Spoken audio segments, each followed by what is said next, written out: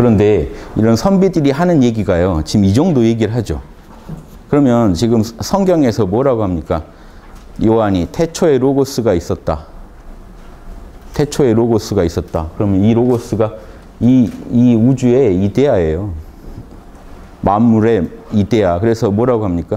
태초에 로고스가 있었는데 이 히랍 철학에서 가져온 겁니다. 로고스가 있었는데 로고스가 하나님이랑 같이 있었다. 이 뭔 소리입니까? 하나님이 갖고 있는 정보가 로고스거든요.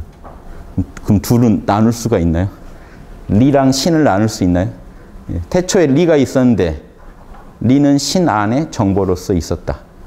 그래서 만물이 리를 통하지 않고 만들어진 게 하나도 없었다. 다 그냥 로고스 철학을 그대로 요한복음 앞에다 붙여놓은 거예요. 뭔 얘기를 하고 싶어서요? 로고스가 사람으로 왔다. 근데 그래야 히랍 철학 사람들이 하는 사람이 깜짝 놀라겠죠. 죽어라고 이데아랑 로고스를 파고 있는데 야 이데아가 사람으로 오셨대. 말씀이 로고스죠. 로고스가 육신을 가지고 오셨대. 이렇게 가지고 얘기를 하는 겁니다. 당시 히랍 철학을 자들한테 로고스가 사람이 됐다. 근데 이건 요한의 관점이에요. 예수님이 그렇게 얘기하신 적은 없어요. 구체적으로. 그렇죠? 그래서 제가 요한복음 할 때 요한이 붙인 설명은 빼고 강의 드렸죠. 예수님의 원육성만 가지고 얘기를 드린 게 원육성을 통해 설명된 방식하고 좀 다른 방식으로 요한은 설명했는데 그래도 재밌는 건 요한의 설명 중에 로고스가 뭔지가 나와요.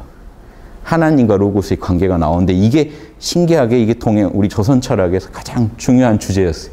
심과 리의 관계. 주제자로서의 이 리의 모습과 이거 뭔가 경영을 할 때는 하나님이라고 하고 그 리가 어떤 정보로서 작용할 때는 로고스라고 하고 그게 이제 에너지를 통해서 이제 만물을 만들어낼 때는 우리가 이제 신이라고 하는 겁니다. 에너지를 통해서 뭔가를 경영하고 만들어내고. 그래서 이 만물의 이 태극 상태, 우주에 전혀 드러나지 않은 이 순수 의식 상태에서도 정보가 선명하게 중심을 잡고 있다가 움직이면 그 정보로 우주 만물이 다 만들어지는 이런 주제자, 만들게 하는 이런 경영자가 있어야 되잖아요, 우주에. 그 존재가 신인데 신이 어떻게 로고스랑 다른 존재겠습니까? 로고스 그대로 우주를 경영하는데. 그러니까 이게 알기 쉬운 게 여러분 몸뚱이가 왜 이렇게 만들어졌나요? 유전자의 정보 때문에요. 유전자의 정보는 여기서는 뭐에 해당되나요? 로고스. 그럼 유전자의 정보를 가지고 여러분 세포들한테 명령해서 몸을 그렇게 만들고 있는 거 뭔가요? 그러면 신이 돼요. 그러니까 지금 과학에서는 신은 얘기 안 하고 유전자 정보로 우주가 몸뚱이가 이렇게 만들었다는 얘기를 하죠. 근데 조선 철학자들 눈에서는 리가 있으면 신이 당연히 있는 거죠. 세포들한테 실질적으로 보이지 않게 명령을 해가지고 유전자 정보대로 움직이라고 만드는 그 힘을 신이라고 하는 거예요. 로고스. 그래서 이제 리를 중시하는 사람들은 여기까지 너무 들어가는 건데요. 리를 중시하는 사람들은 신을 리의 작용으로 보고 신을 중시하는 사람들은 신 안의 정보로 보고 좀 차이가 있겠죠. 예. 결국 다 유전자 정보가 하는 거야 하는 사람은 유전자 정보가 제일 귀하다고 할 거고 아니야 유전자 정보를 써서 내 몸뚱이를 경영하는 우주의식이 있어. 뭔가 결정자가 있을 거야. 그런데 둘이 다른 거겠냐는 거죠. 같은 거에 이 측면들이 설명한 측면이 다를 뿐이겠죠. 그래서 원리와 에너지와 마음, 정신 이런 관계에 대해서요. 조금 이런 식으로 너무 어렵게 시작을 했는데요. 쉽게 나갈 겁니다. 다시. 그러니까 이거를 이렇게 그려놓으면 지금 그림 하나 그려놓으면 이게 이해하시기 편하려나요? 그래서 한 덩어리에 하나의 있는 그림입니다. 다시 그려놓고 시작. 하나의 원리가 있어요. 나누어지지 않는. 이게 이제 어렵게 얘기하면 무국에 해당되는 거겠죠. 그런데 이 하나의 원리가 또 쪼개져 있어야 돼요. 또 뭐 있죠? 의, 예절의 원리, 지혜의 원리. 여기는 여전히 로고스의 세계입니다. 요게 지금 하나의 중심 로고스고 주변 로고스인 거지 사실은 다 보이지 않는 신의 정보들이에요. 여기는 시공의 세계가 아니거든요. 우주의 진짜 설계도의 세계예요. 그 세계에도 이런 차별이 있더라는 겁니다.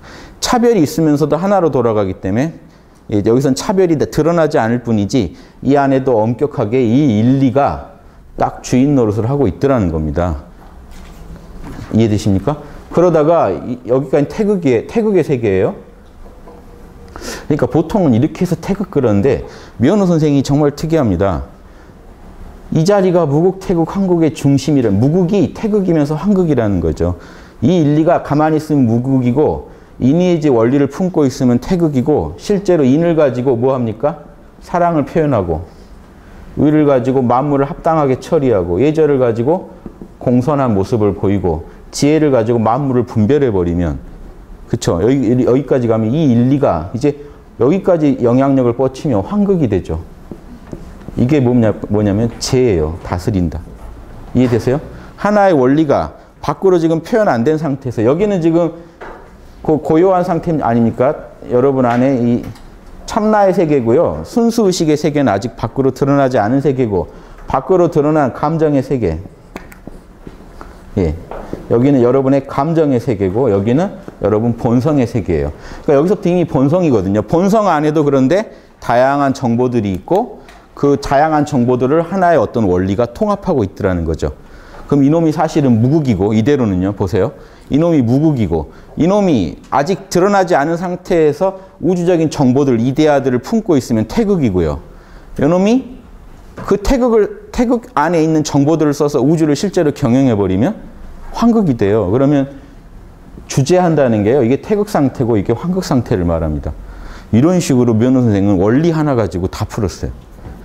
이 안에요, 우주, 지금 동양, 정서양에 있는 철학의 핵심이 다 들어있습니다. 성경, 요한복음 시작도 결국 이 얘기입니다. 결국 신이 리랑 둘이 아니죠. 신이 수많은 원리들을 품고 우주를 경영하고 있다는 얘기를 시작하고, 요한복음도 시작하는 거예요.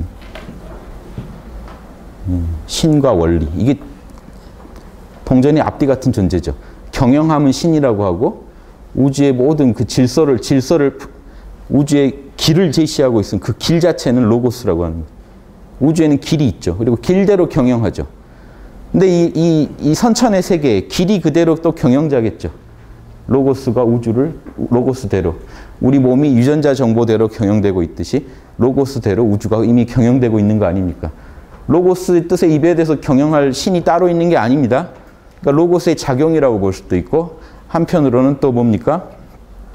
또 신이 로고스를 품고 있다고 말할 수도 있는 거죠. 신이 로고스대로 경영하고 있다고 말할 수도 있는 거고, 그 로고스대로 우주가 경영되고 있다고 말할 수도 있는 거고. 이게 줄을 뭐에 두느냐에 따라서 좀 다르지만, 맛이 달라지지만 본질은 같다는 겁니다.